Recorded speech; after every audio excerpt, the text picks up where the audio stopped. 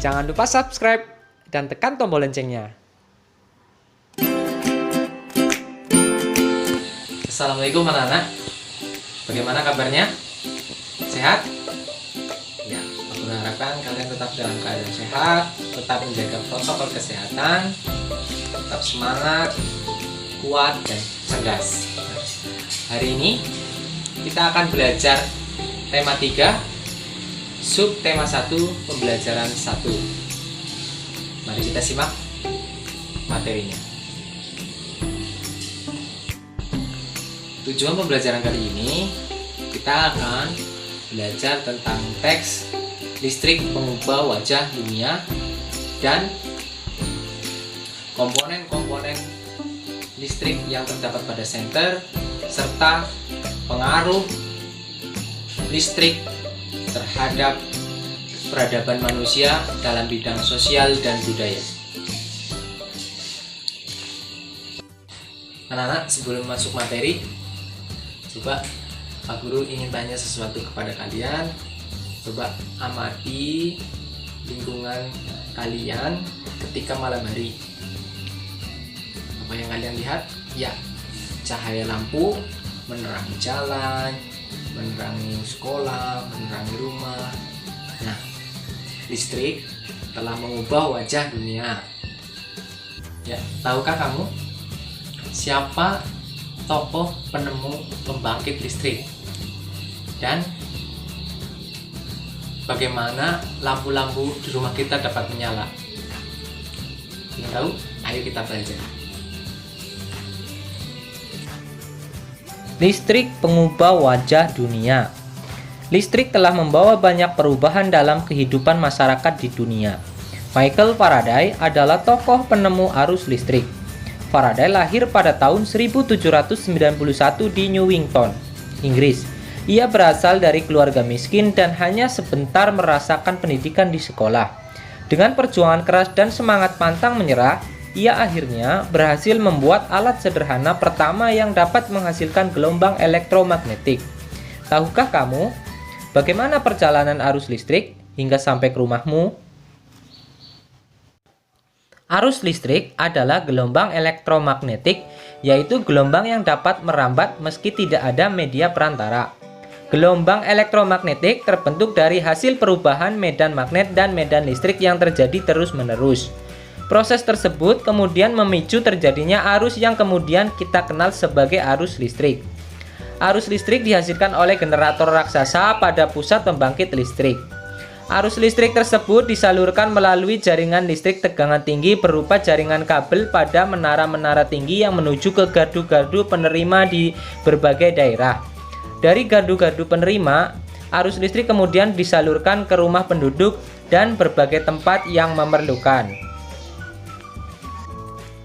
Arus listrik yang diterima di rumah kemudian disalurkan melalui rangkaian kabel listrik di dalam rumah. Rangkaian kabel tersebut umumnya berada di atap untuk tempat dudukan lampu atau dinding rumah untuk saklar dan colokan listrik tempat menghubungkan beragam peralatan elektronik seperti televisi, kipas angin, dan kulkas. Rangkaian listrik di dalam rumah dapat berupa rangkaian seri atau rangkaian paralel. Rangkaian seri dan paralel merupakan jenis-jenis rangkaian yang dipakai untuk menyambungkan dua ataupun lebih komponen listrik sehingga menjadi satu kesatuan utuh. Bila dilihat dari cara penyusunannya, rangkaian seri disusun dengan cara bersambung atau sejajar dan rangkaian paralel disusun berderet. Contoh rangkaian seri dalam kehidupan sehari-hari adalah lampu senter. Rangkaian yang disusun seri pada lampu senter adalah baterai, karena hanya terdapat satu lampu pada senter. Hal tersebut yang menyebabkan lampu senter menyala sangat terang, namun baterainya cepat habis. Rangkaian seri dan paralel juga bisa ditemui pada lampu-lampu di rumah. Betapa penting peranan listrik bagi kehidupan manusia. Tanpa listrik, tentunya kita akan mendapatkan banyak kesulitan dalam mengerjakan aktivitas sehari-hari.